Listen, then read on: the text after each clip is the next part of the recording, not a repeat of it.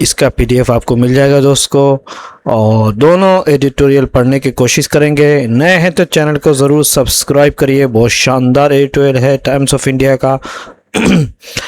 और उम्मीद है कि आपने पुरानी एडिटोरियल देख ली होगी। मैंने प्ले लिस्ट भी बना रखी है एडिटोरियल्स की।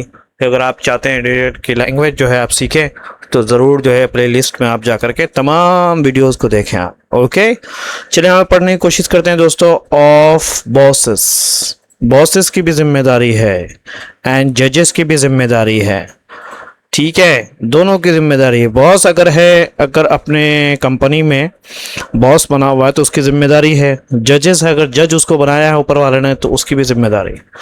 हाई कोर्ट्स का जो मुकदमा था, सेंटेंस जो सज़ा थी फॉर तेजपाल के लिए, वो दिखाता है कि हाउ ग्रीवियसली, ग्रीवियसली मतलब होता है गंभीरता तरीके से, समझ में आता है, यानी खतरनाक तरीके से, बहुत ही गंभीर तरीके से जो ट्रायल कोर्ट से, यानी जो नीचे की अदालत है, जो शहरों में जो अदालतें होती हैं, कैन मिस जज, गलत फैसला कर सकते हैं।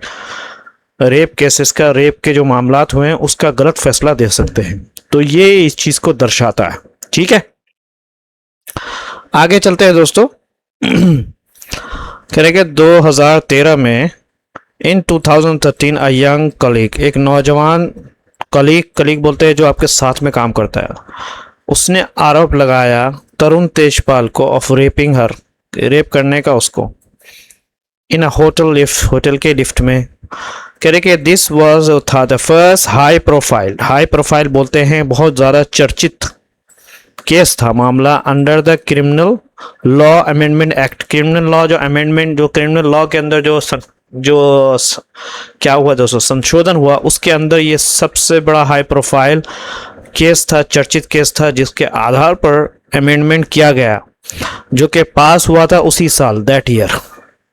ठीक है, कह रहे कि द पोस्ट निर्भया का जो केस था, निर्भया के केस के बाद लेजिस्लेशन, यानी जो कानून जो बना है, एम्ड, उसका लक्ष्य था टू पनिश, सजा देने का, सेक्सुअल ऑफेंस, जो गलत तरीके से यौन उत्पीड़न की सजा को, अगेंस्ट वुमेन, वुमेन के खिलाफ, मोर डिपेंडेबल, ज़्यादा निर्भरता होकर के, एंड स्ट्रिक्टली, और ज़्यादा सख्ती से।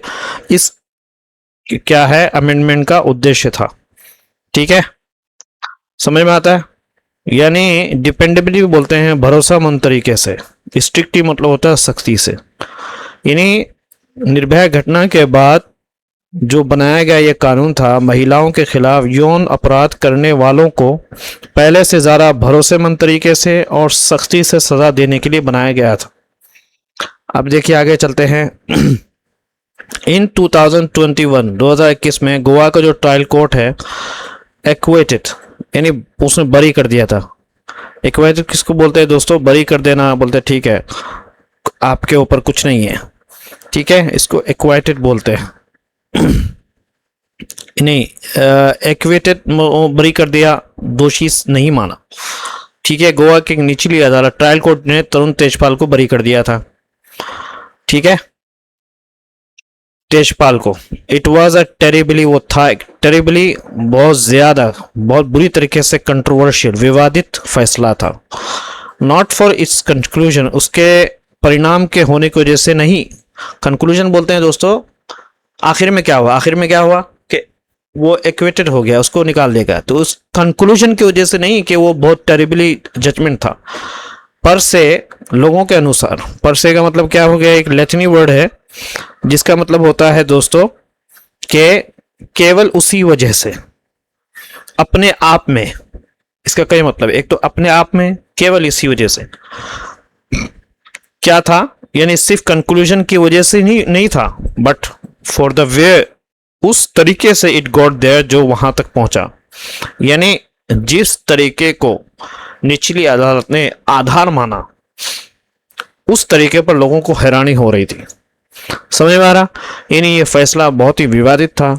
सिर्फ इससे नहीं कि अदालत ने क्या फैसला किया, बल्कि इसलिए कि उस फैसले तक पहुंचने के अदालत ने जिस तरीके की बातें और तर्क इस्तेमाल किए, वे लोगों के लिए क्या है, लोगों को गलत लगा। यस्टरडे, कल जो है दोस्तों, बॉम्बे हाई कोर्ट के जो गोवा के जो बेंच यानी पीठ सेट कर दिया था दैट इक्विटल असाइड, इक्विटल को अलग कर दिया। समझ में आता है? यानी कल जो है बॉम्बे हाई कोर्ट की गोवा बेंच ने उस बरी करने वाले फैसले को रद्द कर दिया। सेट असाइड बोलते हैं किसी चीज को रद्द कर देना, इक्वेटल यानी जो बरी करने को जो है उसको साइड में रख दिया, कर दिया, और सजा दी दोस्तों तेजपाल को टू 10 ईयर्स, 10 साल का रिगरस सजाए बामुशक्कत, जिसको आपने सुना होगा, इम्प्रिजमेंट, खतरनाक जेल के साथ। यानी ऐसे तो जेल तो एक तो ये होती है कि भाई ठीक है जेल में पड़ा हुआ आपने, एक है रिग्रेस होता है, उसमें काम भी कराया जाएगा आपसे, जिसको कड़ी कैद भी बोलते हैं। तो उन्होंने सजा सुनाई 10 साल तक की।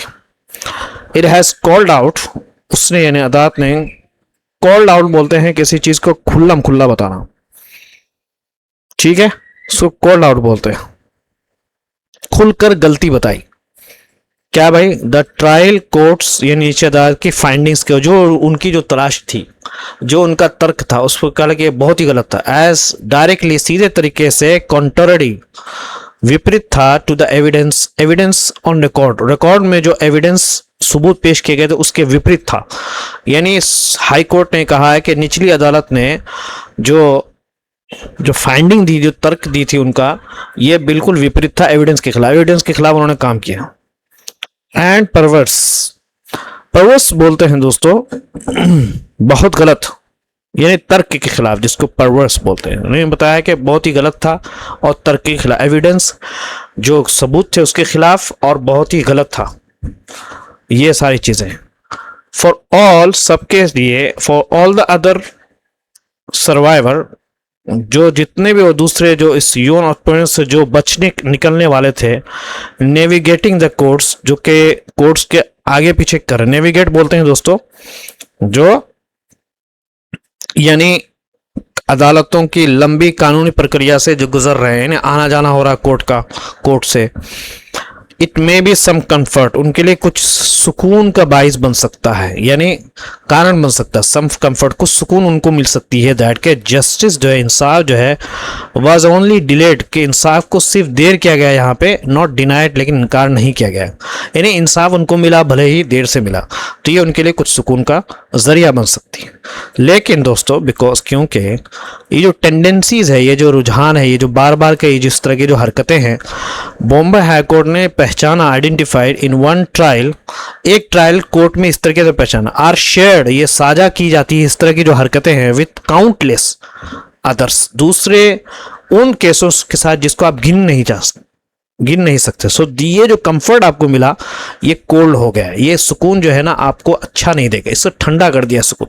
क्योंकि इस तरह के जो केसेस है, इस तरह की जो टेंडेंसीज है, जो बार बार निचली अदालतों का जो है एविडेंस के विपरीत के खिलाफ जाना, तो ये गोया के शेयर्ड है विथ काउंटलेस अदर्स, यानी जो सेम तरीका अपनाया जाता है बहुत सारे दूसरे केसेस के साथ। तो अब जो ये कंफर्ट ऊपर जो मिला था रेप सर्वाइवर को, तो ये अब कोल्ड हो गया। ये समझ में आ रहा दोस्तों, ये है इसका मतलब। आगे चलते हैं। वन सच टेंडेंसी, एक रुझान ये है दोस्तों, वो क्या है कि रिलाइंग, भरोसा करना है, स्टेरियोटिपिकल अजम्पशन। अच्छा, स्टेरियोटिपिकल जो है अजम्पशन किसको बोलते हैं, वो चीज सीखने की है आपको। देखिए, स्टेरियोटिपिकल अजम्पशन उसको बोलते हैं पहले से जो बनी हुई गलत सोच या धारणा, जो लोग पहले से पहले से एक सोच बनी हुई होती है, धारणा जो चली आती है जहन में, वो भी उस पर भरोसा करना है। यानी इस तरह की जो टेंडेंसी में से कई मतलब अदालत क्या होती है कि स्टेरियोटिपिकल अजम्पशन पर भरोसा कर लेती है, हाँ भाई ऐसा हुआ होगा, ऐसा होता है, समझ में आ रहा ना, इसलिए हम इनको जो है, या तेजपाल या कोई भी हो, इनको हम बरी करते हैं क्योंकि ऐसा होता है। तो ये स्टेरियोटिपिकल अजम्पशन है, पहले से बनी हुई जो सोच और धारणा होती है अबाउट कि हाउ एन आइडियल, एक आइडियल जो विक्टिम होना चाहिए, जो सही में जो विक्टिम होना चाहिए, शुड फिजिकली रेजिस्ट, कि वो फिजिकल हिसाब से अपने आप को रेसिस्ट करे, रोक के रखे, या इमोशनली रिएक्ट करे, या यानी आइडियल विक्टिम अदा की नज़र में ये होता है, स्टेरियोटिपिकल अजम्पशन ये होता है कि जो है वो क्या होना चाहिए दोस्तों, कि शारीरिक रूप से विरोध करे, फिजिकली रेजिस्ट करे, या भावनात्मक प्रतिक्रिया दे, जैसा रोना या डरना। अगर ये सब चीजें हो रही है तो सच में विक्टिम है, स्टेरियोटाइपिकल अजम्पशन इसी को बोलते हैं। और अगर ये चीजें नहीं हो रही है तो इसका मतलब ये है कि नॉर्मल है, कोई ज़्यादा नुकसान नहीं पहुंचा है। तो ये भी चीज बहुत शानदार है। यानी ऐसा ये गलत आदत ये है, टेंडेंसी का मतलब क्या है, रुझान या गलत आदत ये भी है कि अदालत ये मान लेती है कि एक सच्चा जो पीड़ित होता है हमेशा एक तय तरीके से ही लड़ाई करेगा या एक तय तरीके से ही रोएगा, डरेगा या व्यवहार करेगा। यानी उनके जहन में एक स्टेरियोटाइपिकल अजम्पशन है, पहले से बनी हुई गलत सोच या धारणा बनी हुई है। समझ में आता है? एक और जो गलत तरीका है, अनदर इज वेपनाइजिंग, के हथियार बनाना है उसका जो पुराना जो उनका हिस्ट्री है। अब ये वर्ड को आप पढ़ो, ठीक है। टू डिसक्रेडिट, कि उसके जो एविडेंस को डिसक्रेडिट करना, यानी बिल्कुल बेकार समझना। डिसक्रेडिट है ना, एक तो क्रेडिट ठीक है मान लिया, डिसक्रेडिट नहीं माने एविडेंस को, कि उसकी जो पुरानी हिस्ट्री है उस औरत की, तो इसको वेपनाइज किया जाता है। कह लगे यार ये तो शुरू से ऐसा ही है, ठीक है, तो ये शुरू से ऐसे ही है, जब ऐसे ही है तो इसको आदत पड़ी हुई है, इसलिए इसने इल्ज़ाम लगा दिया इसके ऊपर। तो ये जो पुरानी जो उसकी हिस्ट्री है ये सब चीज़ें की, गलत कामों की, तो वो क्या है, इसकी डिस्क्रेडिट हर एविडेंस, ये भी एक स्टेरियोटाइपिकल अजम्पशन है। वाइल ग्रांटिंग देता है, इससे क्या होगा, इससे दे देगा the benefit of the doubt, doubt का फायदा। जब बेनिफिट ऑफ द डाउट होता है, जब अदालत को डाउट होने लगता है किसी भी एविडेंस के ऊपर, तो उसका बेनिफिट दिया जाता है। बेनिफिट क्या दिया जाता है कि जिसके ऊपर इल्ज़ाम लगाते हैं उसको बरी कर देते हैं कि भाई तुमको बेनिफिट ऑफ डाउट मिल रहा है, निकलो यहाँ से। तो ये कहना चाह रहे हैं कि जो पुरानी जो उनकी गलत कामों की जो हिस्ट्री है वो एविडेंस को डिस्क्रेडिट नहीं करती है। टू द रिस्पोंडेंट, जो उसका जवाब देने वाले हैं, वेयर नॉन रीजनेबली एग्जिस्ट, जो कि उसमें से कोई भी लॉजिक हिसाब से लॉजिकल जो है वो मौजूद नहीं रहती। यानी एक और गलत तरीका यह है कि महिला के जो पुराने निजी जीवन का जो इस्तेमाल उसके खिलाफ ही किया जाता है ताकि उसकी बात पर विश्वास न किया जाए। दूसरी ओर आरोपी को बिना सही कारण के भी शक का फायदा दे दिया जाता है, ठीक है, बिना से रीजनेबली एग्जिस्टेड, वह नन, कोई भी उनको जो भी रीजन होता है वो रीजनेबली, यानी कोई भी जो जिस कारण उनको निकाला जाता है वो रीजनेबली एग्जिस्ट नहीं करता, यानी लॉजिकली वो बाकी नहीं रहता कोई भी आधार, तो जो बेनिफिट ऑफ द डाउट देकर के उनको निकाल दिया जाता है। और औरत का जो निजी पहले से उसका जो एक हिस्ट्री चली आ रही है कि इसके ताल्लुकात है लोगों से, ये पहले से इनके हिस्ट्री है सब चीज़ की, ये सब चीज़ ये काम करते आ रहे हैं, तो इससे क्या होता है कि जो असल में जो एविडेंस है उसको डिस्क्रेडिट कर देते हैं कि लगे ठीक है इसका बिहेवियर ही, आदत ही इसका ऐसे ही है।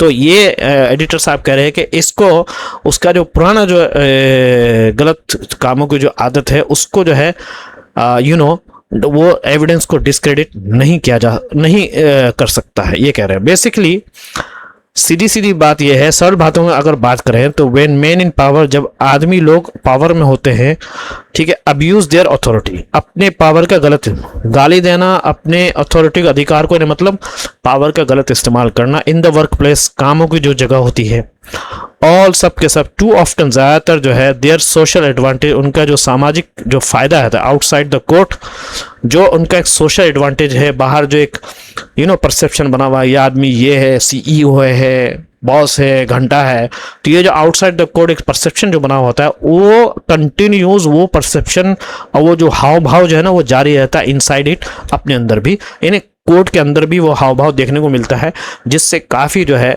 जो सामने वाला जो मुलजिम जो पीड़ित रहता है उसके केस पर काफ़ी असर पड़ता है।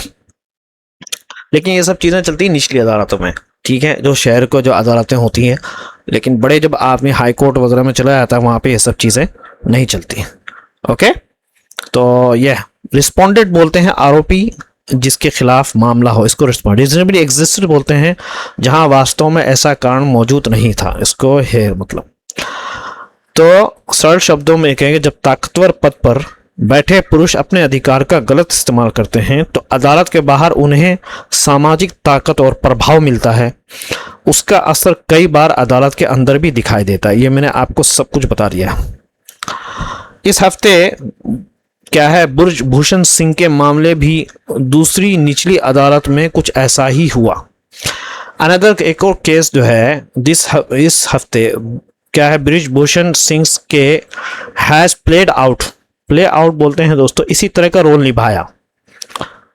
प्लेड आउट से मिलने मतलब होता है लगभग इसी तरह हुआ या इसी तरह का रोल निभाया, सिमिलरली इसी तरीके से। इन अनदर ट्रायल कोर्ट, एक और जो है ट्रायल कोर्ट में, ट्रायल मतलब वही निचली अदालत में, जो शहर में जो अदालतें होती, इट रिमेन्स, वो बाकी रहता है, देखा जाना, it remains to be seen, अभी देखा जाना बाकी है कि क्या whether and high court will fill up the acquittal here to, क्या जो है ये जो उनको जो क्लीन चिट मिली है, एक्विटल जो मिली है, बरी जो है, जो निर्दोष जो करार दिया गया है, क्या उसको पलटेगा?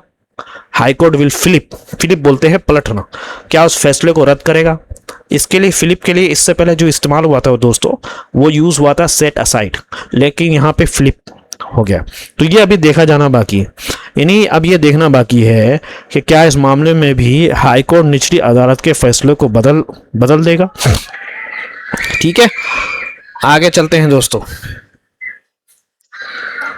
टेंशन नहीं लो, मैं सब कुछ पढ़ूंगा तुम्हारे लिए। It is a strange thing, ये अजीब चीज है, ठीक है, कि between the start and the close of the Tejpal case, Tejpal के केस के शुरू होने का और आखिर तक, इसके दरमियान में मी टू जो है मूवमेंट जो है ना, बोथ गेन, दोनों के दोनों ने जो है हासिल किया था वायरलिटी, यानी पूरे वायरल हो गए थे। एक तो तेजपाल का केस भी वायरल हुआ था और मी टू भी एक मूवमेंट चला हुआ था, आपको याद होगा, एंड लॉस्ट इट, और फिर खत्म भी हो गया।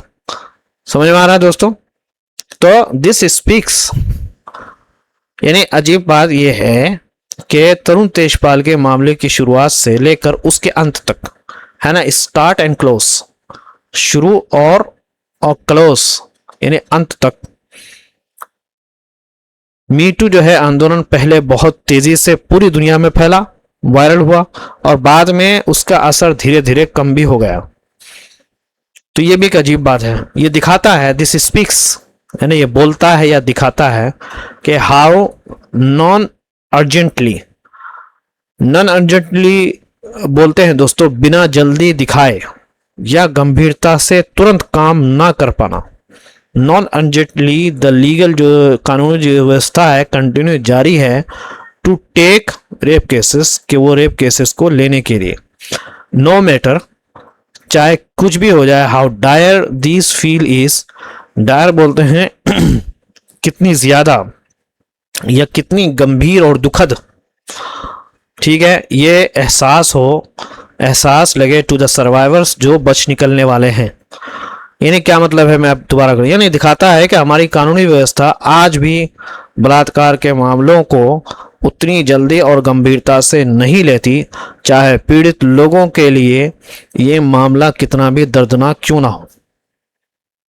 ठीक है, how non urgently the legal, non urgently मतलब होता है जो अर्जेंटली नहीं हो, बट अर्जेंट नहीं लेती, बस ठीक है, रेगुलर है, इलीगल सिस्टम जारी है to take the rape cases, no matter, काहे कितना ही बुरा जो है ये जो है फीलिंग लगे, कितना ही खतरनाक तरीके से जो है ये एक सर्वाइवर जो है गुजर रहा हो, फिर भी जो है लीगल सिस्टम उसको जल्दी ले। नॉन अर्जेंटली मतलब होता है बना जल्दी दिखाए या गंभीरता से तुरंत काम ना करना। डायर बोलते हैं बहुत गंभीर और दुखद, सर्वाइवर बोलते हैं पीड़ित लोगों।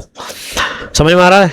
आई होप कि आपको समझ में आ गया। डायर मतलब बहुत गंभीर और दुखद, एंड इट ऑल्सो, और वो क्या है, रिजनेट्स क्या मतलब है, रिजनेट्स विथ मतलब होता है ये बात भी दिखाती है या मेल खाती है, रेजनेट्स मेल खाती है विथ हाउ मच हैज, कितना ज्यादा रखता है और कितना ज्यादा नहीं रखता, या कितना ज्यादा बदला है और कितना ज्यादा बदला नहीं है इन इंडिया के वर्क प्लेस में।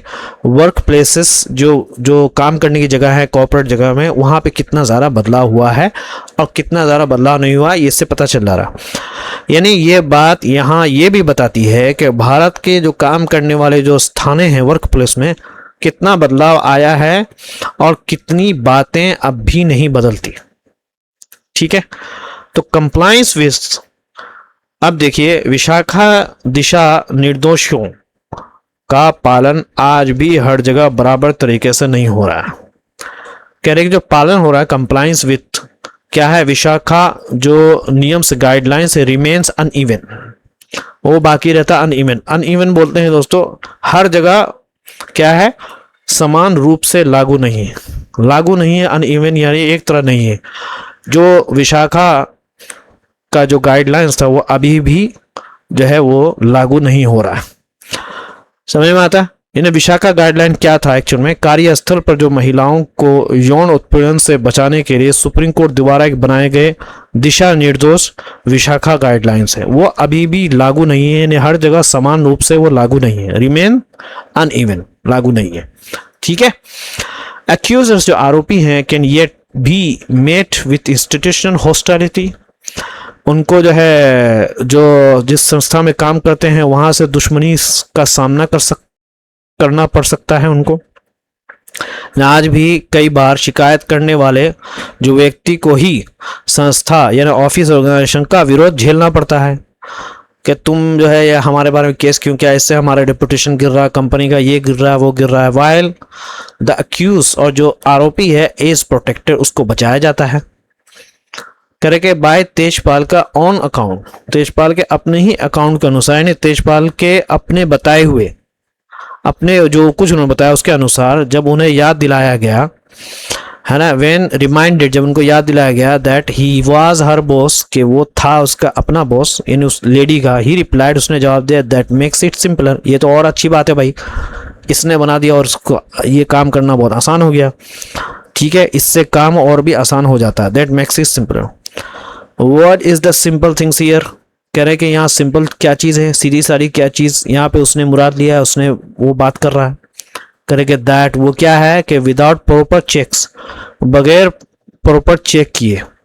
ठीक है, यानी लेखक का ये जवाब है कि अगर सही निगरानी ना हो, बगैर प्रॉपर चेक किए, without employers and courts that care, और अगर मालिक यानी एम्प्लॉयर्स और अदालतें अपनी जिम्मेदारी ठीक से ना निभाएं, विदाउट एम्प्लॉयर्स जो मालिक हैं और कोर्ट्स दैट केयर जो कि उनकी जिम्मेदारी है ध्यान देना, अगर वो उसके बगैर हो जाए, यानी वो अगर सही तरीके से जो मालिक है अपनी जिम्मेदारी को ना निभाए, कोर्ट्स भी अपनी जिम्मेदारी को ना निभाए, तो वर्क प्लेस जो है, तो वर्क प्लेस यानी काम करने की जो जगह है उसके हेयर के बोलते हैं दोस्तों, हायर के बोलते हैं पदों की ऊंच नीच, जो पद मिलता है उसका जो है वो ग्रीस बोलते हैं दोस्तों।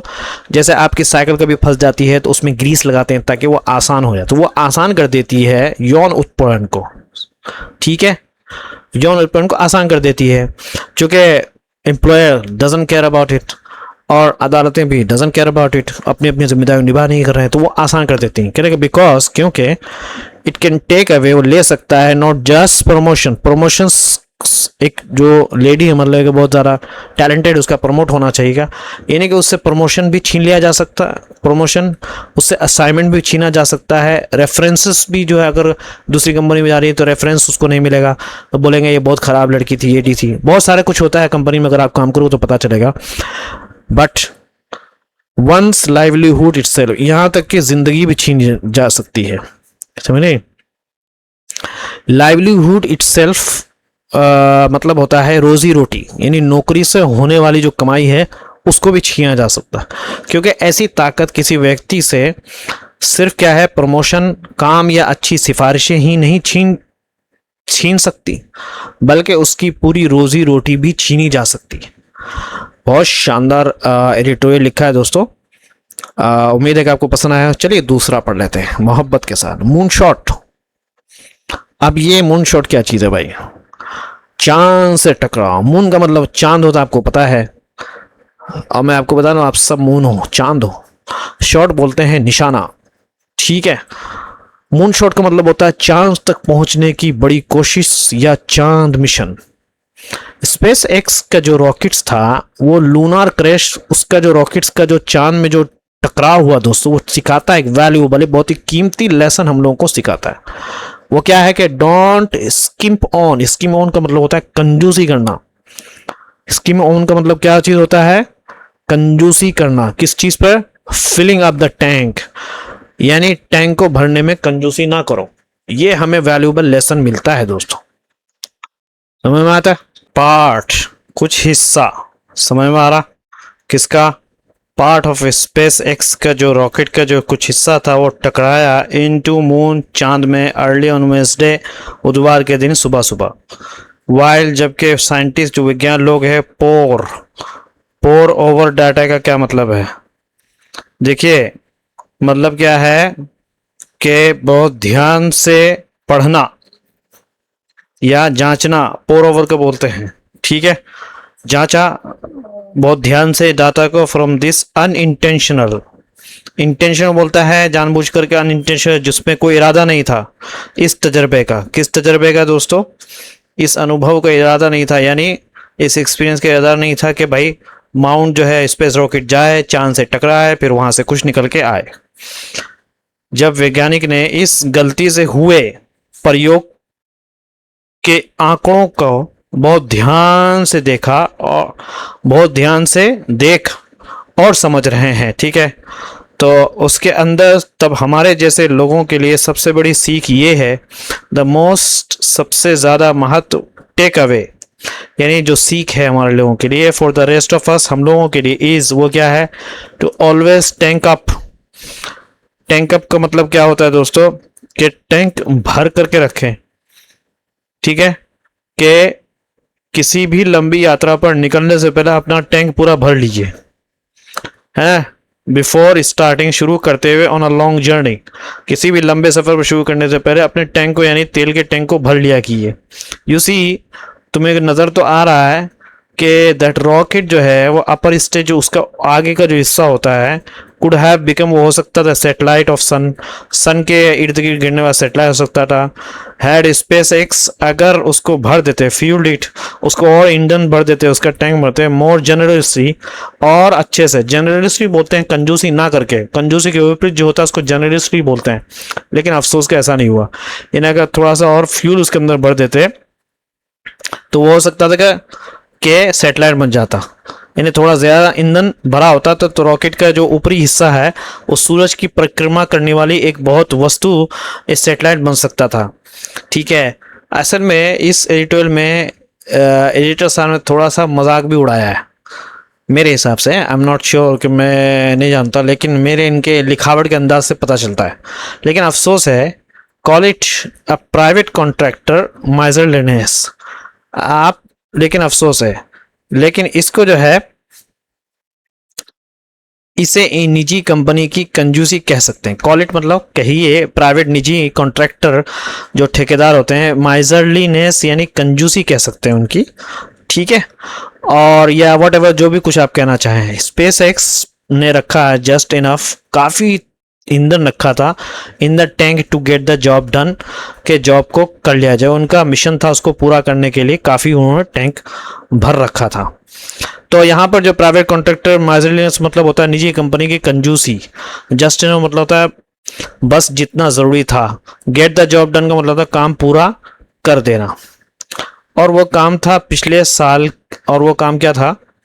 विच वाज, जो कि था, टू डिलीवर, के डालना था टू लैंडर्स को।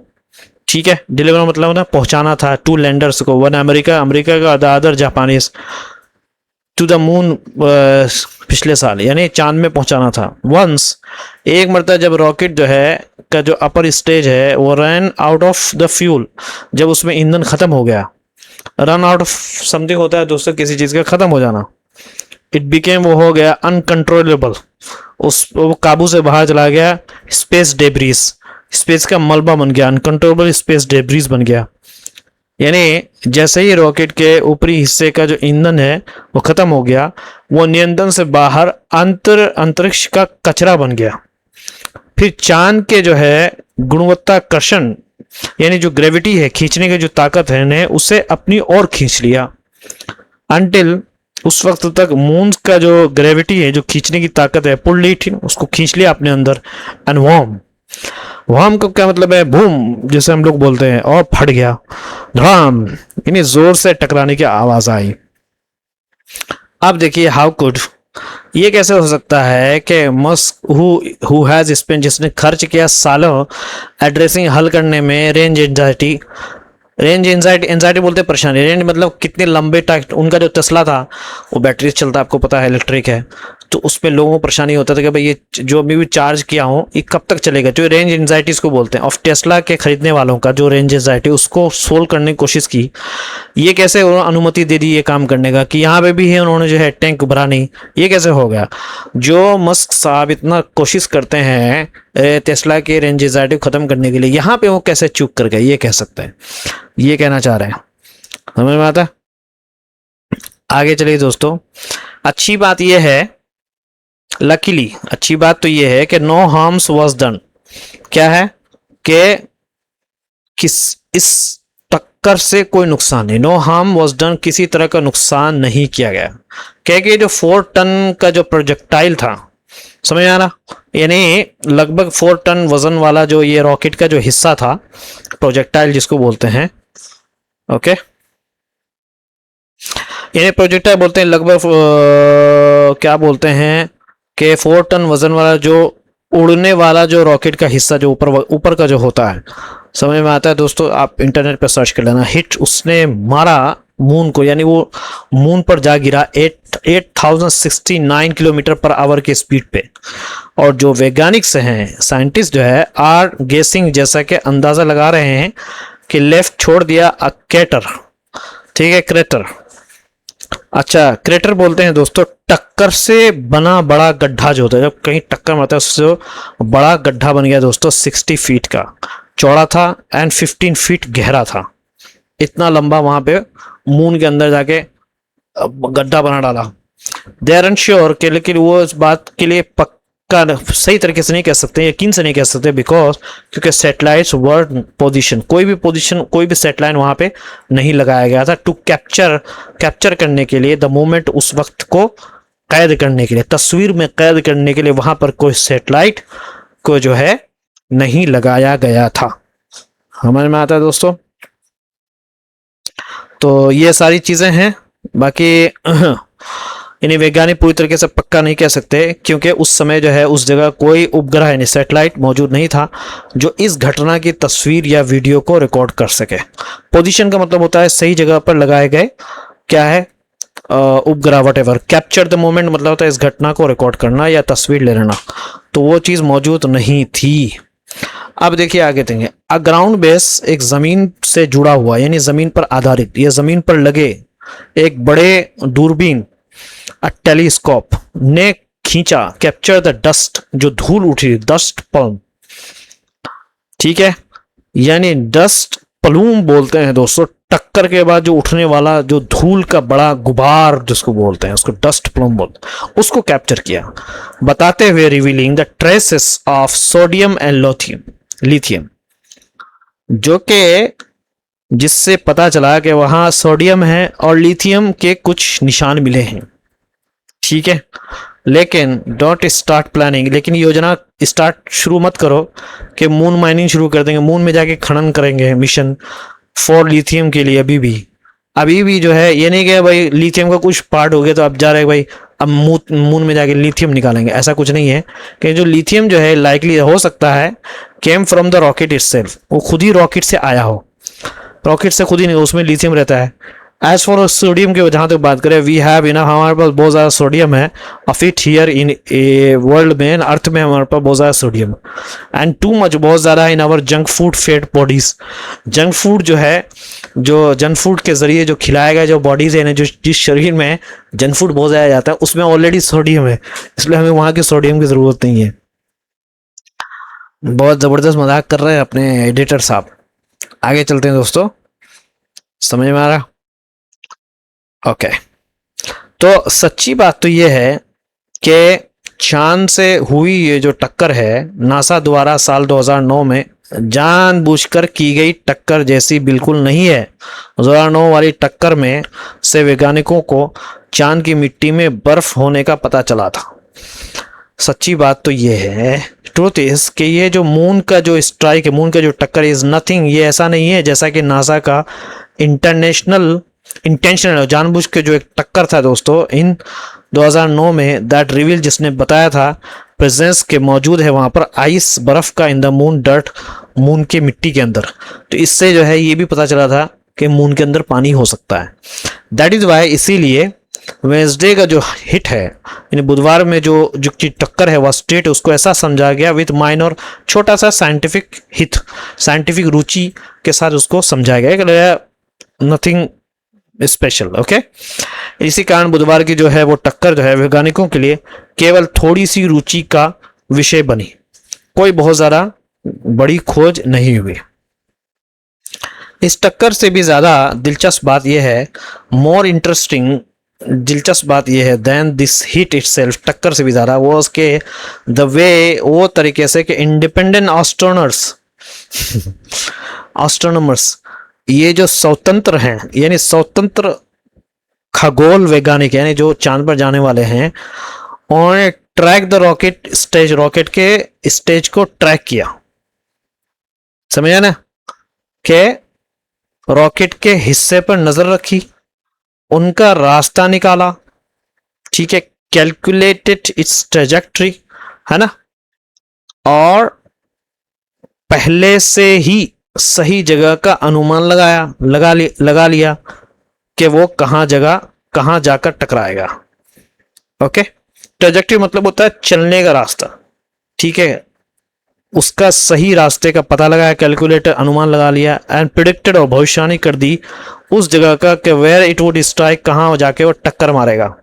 तो ये अच्छी बात है, समझ में आ रहा दोस्तों। तो एस्ट्रोनॉमर्स बोलते हैं इंडिपेंडेंट ने रॉकेट के हिस्से पर नजर रखी, उसका रास्ते ने ट्रेजेक्ट्री निकाला, और पहले से ही सही जगह का अनुमान लगा लिया कि वो कहां जाकर टकराएगा। इसके अलावा there is a valuable lesson, बहुत ही कीमती सबक है फॉर द फ्यूचर, भविष्यवाणी के लिए, कि नॉट टू बी केयरलेस, कि हम बेपरवाह नहीं हो सकते विथ रॉकेट अराउंड मून, उन रॉकेट के साथ जो कि मून के आसपास में है। नासा का जो आर्टेमिस है दोस्तों प्रोग्राम है, जिसका लक्ष्य है एम्स टू सेटअप बनाने का, एक मून का एक बेस बनाने का, ठिकाना बनाना है, कि एस्ट्रोनॉट्स जो है ना विल विजिट, जाएंगे रूटीनली, वक्फे से आएंगे जाएंगे। सो रॉकेट्स जो है रेंडमली कभी कभार गिर सकता है, falling out of the sky, आसमान से गिर सकता है, कुड बी डिजास्टर, वो तबाहकुन हो सकता है। इन्हें अगर वहां पे मून पे बेस बनाएगा, वो जो रॉकेट ऊपर से जा रहा है कभी भी जाके वो गिर करके उस बेस को तबाह कर सकता है। तो ये भी एक चीज है। नासा एंड स्पेस एक्स जो है are going to talk this out. अच्छा, टॉक दिस आउट का मतलब क्या होता है? ये अमेरिकन फ्रेजल वर्ब है, ठीक है। तो इसका मतलब होगा कि किसी चीज के लिए, किसी चीज को हल करने के लिए उसका क्या करना दोस्तों, उसका सोल्यूशन निकालना, तो उसको बोलते हैं टॉक इट आउट। ओके, क्या बोले? टॉक दिस प्लान आउट, इस प्लान को क्या करो, हल करो, ठीक है। यानी बैठकर बात करके समस्या का हल निकालिए, समझिए। नासा और स्पेसएक्स इस समस्या का हल निकालने के लिए आपस में बात करेंगे, समझ में आ रहा? बट लेकिन जो हल है, सोल्यूशन इज ऑब्वियस, साफ दिखता है कि व्हेन फ्यूलिंग रॉकेट, जब रॉकेट को पे ईंधन भर रहे हैं, एम्ब्रास रेंज एंजाइटी, क्या है कि लेखक ये कह रहे हैं कि जब रॉकेट यानी भरा जाए तो उसकी दूरी इन रेंज को लेकर ज्यादा सावधानी रखनी चाहिए, ठीक है। तो एम्ब्रेस का मतलब होता है अपनाइए रेंज की परेशानी को, यानी उसको भी ध्यान में रखिए, ये कहना चाहते, ठीक है दोस्तों। नए चैनल को जरूर सब्सक्राइब करें। चलिए वोकैब को हम कवर करते हैं आपके लिए मोहब्बत के साथ। ये देखिए, चलिए इसके अंदर जो वोकैब आए हैं उसको हम कवर करने की कोशिश करते हैं, ठीक है। चलिए पढ़ते हैं। सबसे पहले आप देखिए कॉम्प्लेंसी। कॉम्प्लेंसी एक नाउन है दोस्तों, जिसका मतलब होता है लापरवाही, बेफिक्री, ठीक है। कॉम्प्लेंसी और सेल्फ सटिस्फैक्शन बोलते हैं, केयरलेस में बोलते हैं, ओवर कॉन्फिडेंस में बोलते हैं। एंटोनिम्स आएगा विजिलेंस, अलर्टनेस, कॉशन। उसके बाद डेफरेंस आता है दोस्तों, सम्मान पूर्वक मानना, डेफरेंस, ठीक है। रिस्पेक्ट, ओबीडियंस, रिवरेंस, ठीक है। आदर, आज्ञा पालन। एंटोनिम्स आएगा डिसरिस्पेक्ट, डिफाइंस, रिबेलियन। सिक्योरिटी नहीं पता है, गहन जांच करना, इंस्पेक्शन, एग्जामिनेशन, सब आसान है। निम्बल बहुत इससे पहले आया था, फुर्तीला, जिसको आजियल भी बोलते हैं, क्विक भी बोलते हैं, स्विफ्ट भी बोलते हैं। Slow, clumsy, clumsy, clumsy, awkward, धीमा। उसके बाद दोस्तों modus operandi. Modus operandi noun है, काम करने का तरीका। मेथड भी बोलते हैं, टेक्निक भी बोलते हैं, प्रोसीजर भी बोलते हैं, डिसऑर्डर भी बोलते हैं, रैंडमनेस भी बोलते हैं। ड्यूप, ड्यूप का मतलब होता है धोखा देना, तो चीट, डिसीव भी आता है, फूल भी आता है। टैक्ट, असिस्ट, हेल्प, ये एंटोनिम्स है। उसके बाद आता है दोस्तों परपेट्रेटर, है ना, अपराधी, criminal, culprit, offender, victim, survivor, सब एंटोनिम्स है। उसके बाद है पॉलिफरेट, तेजी से फैलना, मल्टीप्लाई भी बोलते हैं, स्प्रेड भी बोलते हैं, इंक्रीज भी बोलते हैं। एंटोनिम्स है डिक्लाइन, रिड्यूस, श्रिंक। उसके बाद है पैट्रोनिच, नाउन है संरक्षक, सपोर्ट भी बोलते हैं, स्पॉन्सरशिप, बैकिंग भी बोलते हैं। सिनोनिम्स है एंटोनिम्स है अपोजिशन, अबेंडनमेंट, नेग्लेक्ट। उसके बाद है कंपेल, मजबूर करना, फोर्स, ऑब्लिग, ड्राइव। एंटोनिम्स है अलाउ, परमिट, फ्री। उसके बाद है दोस्तों एंटेलिंग, साथ रहना, इन्वॉल्व जिसको बोलते हैं, रिक्वायर भी, इंक्लूड भी बोलते हैं, एक्सक्लूड निकालना, ओमिट निकालना।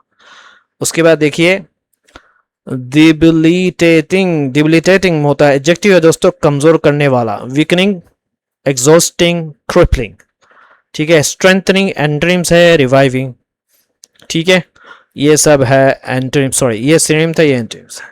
बॉटल नेक का मतलब होता है रुकावट, ऑब्स्टिकल, हिंड्रेंस, सबके सब। एडवांटेज एंटोनिम्स है फैसिलिटेशन। ठीक है, ये सुविधा वाले। उसके बाद है अबाउट, बहुत अधिक होना। ओवरफ्लो सिनोनिम्स आएगा, एग्जिस्ट भी सिनोनिम्स आएगा। एंटोनिम्स है लैक, स्कैर्सिटी, डिफिशियंसी। ओके, चलिए आगे चलते हैं। ग्रेवियसली आपको पता है एडवर्ब है, बहुत गंभीर रूप से। और एक्वाइटल, बरी होना। स्टेरियोटिपिकल हमने सब पढ़ लिया है, क्या है, रूढ़िवादी, यानी वही जो कन्वेंशनल, पारंपरिक, क्या है, परंपरागत, टिपिकल जिसको बोलते हैं, फिक्स्ड। ओके, ये सब सिनोनिम्स एंटोनिम देख लेना आप। उसके बाद डिस्क्रेडिट में बताया, बदनाम कर देना, डिफेंड, बदनाम करना, अंडरमाइन, स्लैंडर। ओके, तो प्रेज भी आएगा, एंटोनिम से ऑनर भी आता है, रिस्पेक्ट भी आता है। उसके बाद है वायरलिटी, तेजी से फैलना। पॉपुलैरिटी सिनोनिम से, ट्रेंड भी सिनोनिम से, फेम सिनोनिम से। एंटोनिम से ऑब्सक्यूरिटी, अनपॉपुलैरिटी, इग्नोरेंस। ठीक है। हायरार्की, पदक्रम, रैंकिंग, ऑर्डर, चेन। सिनोनिम से एंटोनिम से इक्वालिटी। उसके बाद है सेमनेस, समानता, बैलेंस, संतुलित। ठीक है। प्रोजेक्टाइल, आगे पता है फेंकी जाने वाली वस्तु। मिसाइल्स भी बोलते हैं, रॉकेट भी बोलते हैं, शेल भी बोलते हैं। Target, receiver, catcher. ट्रेजेक्टरी, है ना, उड़ान का रास्ता। कोर्स भी बोलते हैं, रूट भी बोलते हैं। उसके बाद स्टैंड स्टिल भी बोलते हैं, हॉल्ट भी बोलते हैं, स्टॉप। ओके, तो ये सब पढ़ लिया हमने। क्रैटर, गड्ढा भी बोलते हैं, पिट भी बोलते हैं, हॉलो भी बोलते हैं, डिप्रेशन भी बोलते हैं, धसा, भाग। हिल, माउंट, पीक, सब एंटोनिम्स है। स्टैंड स्टिल, हॉल्ट, सबके सब रुक जाना। ओके। प्लूम, प्लूम बोलते हैं धूल, धुएं का गुबार। क्लाउड भी बोलते हैं, स्मोक। Okay, puff. उसके बाद है दोस्तों क्लैरिटी, एंटोनिम से है काम है, स्टिलनेस, सबके सब है। डिजास्टरस, विनाशकारी भी होता है। Catastrophic, devastating, reunion. ठीक है। उसके बाद है माइजरलीनेस, कंजूसी, स्टिंजिनेस जिसको बोलते हैं, ये एक अजीब वर्ड है दोस्तों। पार्सिमोनी, ठीक है। मीननेस, क्या है, छोटापन। Generosity, charity. उसके बाद लिबर्टी। ओके। पोर ओवर का मतलब होता है ध्यान से अध्ययन करना। एग्जामिन आता है, स्क्रूटिनीज भी आता है। सिनोनिम्स आएगा, एंटोनिम से इग्नोर, नेग्लेक्ट, ओवरलुक। रीजनेट बोलता है वर्ब है, गहरा प्रभाव डालना। एको भी बोलते हैं, रिफ्लेक्ट भी होते हैं, कनेक्ट भी। ओके। बॉटल नेक जो है दोस्तों बहुत आता है, रुकावट, है ना। ऑब्स्टिकल, एडवांटेज सब सिनोनिम्स एंटोनिम्स है। अबाउट, अबाउट को बोलते हैं बहुत अधिक होना। ओवरफ्लो जिसको बोलते हैं एग्जिस्ट, फ्लोरिश। उसके बाद है पॉन्सिडिटी, पॉन्सिटी मतलब होता है कमी। शॉर्टेज, स्कैसिटी भी बोलते हैं। एंटोनिम्स है प्लेंटी, अबंडेंस, प्लेंटीफुलनेस, ठीक है। उसके बाद आता है दोस्तों कैपिटेशन फी, ठीक है। कैपिटेशन फी मतलब होता है दान, ठीक है, शुल्क जिसको बोलते हैं। डोनेशन फी, इलीगल फी, एडमिशन चार्ज, ठीक है। इससे भी ग्रेविटी पता है ना, आकर्षित करना, खींचना। ड्रिफ्ट बोलते हैं टूवर्ड्स, इंक्लाइन, अवॉइड, विथड्रॉ, सब एंटोनिम्स है। उसके बाद देखिए प्रोडक्सिकली, पैराडॉक्सिकली मतलब एडवर्ब है दोस्तों, विरोधाभासी के रूप से, यानी आयरोनिकली भी, अनएक्सपेक्टेडली भी बोलते हैं। उसके बाद है कॉन्ट्ररली, उल्टा, ठीक है। और यहाँ पे है लर इनटू मतलब फ्रेजर फांस लेना, ही वाज लर इनटू, वो धोखे में फंस गया। स्टेप अहेड बोलते हैं एक कदम आगे ना। फैन आउट बोलते हैं फैल जाना। The police fan house, police चारों तरफ फैल गए, ये भी पढ़ लिया हमने। इन एंड ऑफ इटसेल्फ, अपने आप में। The idea is good in itself, वो विचार अपने आप में अच्छा है, ठीक है। और बाकी इसका जो है आप आई एम सॉरी ओके, सब इसका जो है मैं दे दूंगा पीडीएफ को, पढ़ लो अच्छे से। और बहुत ज़्यादा इंपॉर्टेंट वोकेबलरी है ये आ सकता है आपके लिए, ठीक है। नया तो चैनल को ज़रूर सब्सक्राइब करिए, सब्सक्राइब कर लो मेरे प्यारो। Okay bye bye, take care.